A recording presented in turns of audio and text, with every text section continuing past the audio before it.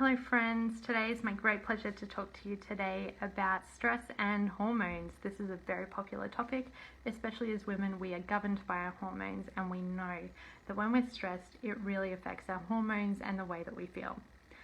First off, I am going to talk about symptoms of hormone imbalance. So first cab off the rank is mood swings, maybe irritability, crankiness, fatigue and tiredness, but also teariness and crying, or just a general feeling of unable to cope, and instability in the mood can be a sign of hormone imbalance. Next is weight gain. In women especially, we see weight gain under the arms, in the midsection, and under the face and chin here. These areas are related to hormone imbalance.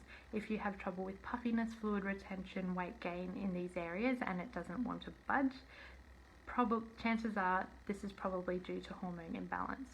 Other signs of hormone imbalance include sleep disturbances, night sweats, leg cramps, anxiety and depression, loss of libido. I feel like I'm reading off a list of medication side effects, but this is all signs of hormone imbalance. So now let's move on and talk about the system in the body that is in charge of the stress response. So we have the autonomic nervous system. This nervous system is in charge of automatic processes that happen in the body without us having to think about it. And there's two parts to this. There's the parasympathetic, or the rest and digest, or there's the sympathetic, which is fight or flight. And now, obviously, the great one to be in is parasympathetic nervous system. This is when we are able to relax by the pool and digest food easily. Maybe when you go on holiday, you notice that you're able to eat foods that you normally would have a digestive or kind of a reaction to in your tummy. That's because when we're in parasympathetic, the body is prioritizing digestion, reproduction, and relaxation, and is restoring the body. When the sympathetic nervous system switches on, it is the stress part of the nervous system.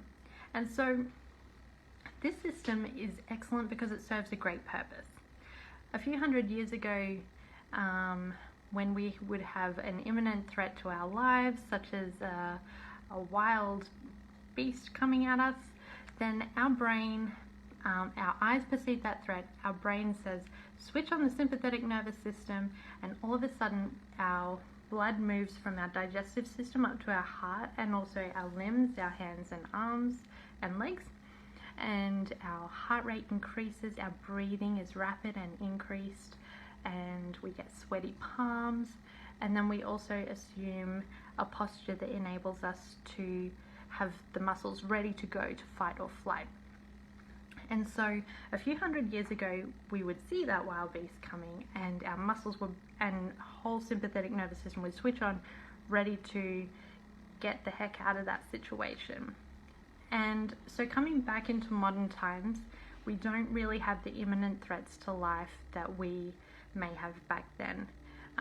You may notice that you feel these responses if you accidentally step out into oncoming traffic, or something similar that your brain may perceive as dangerous. However, what is now happening is the stresses of everyday life, which are just kind of climbing, are being perceived by the brain as being in danger and being that same level of threat as something that is imminent and threatening to our lives. And so the brain is switching on this sympathetic nervous system, and we aren't giving it the chance to switch off and back into the parasympathetic nervous system.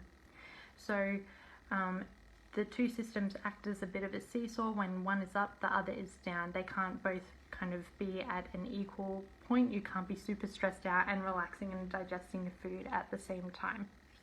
So then what happens is our body goes into this chronic stress or sympathetic overload, where we're not only stressed, say that our capacity for stress is here, but then the other little things in life just start to add to that stress, and we find that it's really hard to sleep, and we find that it's hard to digest our food, and that our heart just is kind of racing all the time, our mind and thoughts are racing, and all of those are signs that the stress system and the sympathetic nervous system of the body is turning on, and that the hormones that are related to that are running rife in the body.